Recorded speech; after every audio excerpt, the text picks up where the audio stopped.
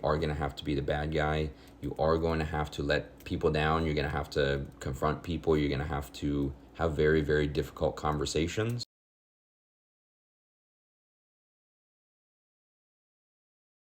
So everybody talks about where to get leads, what to do once you're on a contract, everything like that. But the one thing that I don't really hear anybody talking about that I think is really important to know, especially if you're getting started in real estate, is how to have difficult conversations and knowing that you're going to need to have them with your clients, with the listing agent if you're the buyer's agent, with the buyer's agent if you're the listing agent, with title companies, with everybody involved in a transaction. So a little bit of a story time. Currently, my clients were pending on this property here. They, in the offer, were given the opportunity to have a home inspection. They got some information about the septic system being pumped a few years ago from the current owner. And what they did with all of this information was took a look at it, took the home inspection report that the inspector put together, and looked at all of the information from the septic being pumped from the previous company. And while they knew that this house was going to need some work, from the outside it looks really nice. They wanted to enclose the garage space right here, so put some garage doors. The side is also open, so it's more of a carport.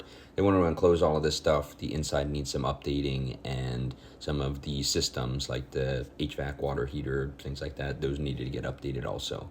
But they already knew that going in. This was not a surprise to them. What was a surprise to them is this right here, this information. So it says back in 2022, septic tank was pumped and inspected. People walked over, they dug it out, they were able to find the drain field, they were able to find the distribution box.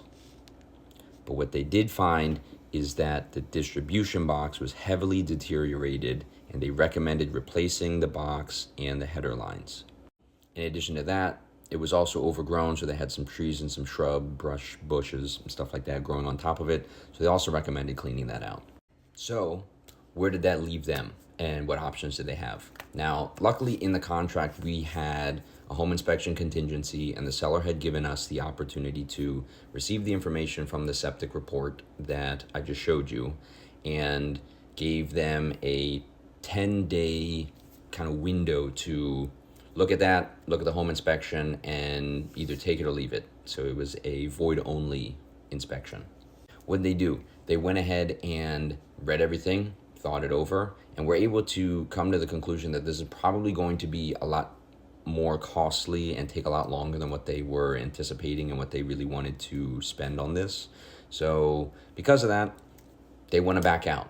So where does that leave me? Leaves me being the bad guy to the listing agent and the seller, because I have to go and communicate with the listing agent to tell them, hey, this is what they're looking for. They either want the septic system, the entirety of the septic system, fully replaced, which is going to cost a few, tens of thousands of dollars potentially, depending on how intricate and big and involved it's going to be, or having the conversation that they just want to walk.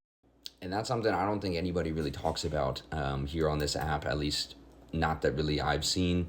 And that's something that a lot of people just don't like. A lot of people don't like confrontation. A lot of people don't like, being the bad guy or putting themselves out there in order to have conversations like that, which is something that you're going to have to get very used to and very comfortable with, especially in the real estate game, depending on, regardless of if you're working with buyers or sellers or investors or, purchasing homes for yourself. There are going to come times where you are going to have to be the bad guy.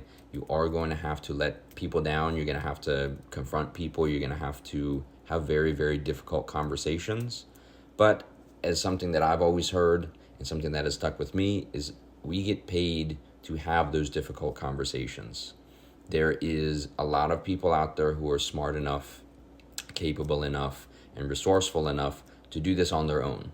And because of that, if they're going to utilize a professional real estate agent or wholesaler, if you're finding properties for them, or just anybody in general, if they're going to utilize somebody in this profession, in this industry, that is what you are getting paid for, is to have those conversations, to have that knowledge, to have that understanding, and to really have their back on something that they might not know how to do.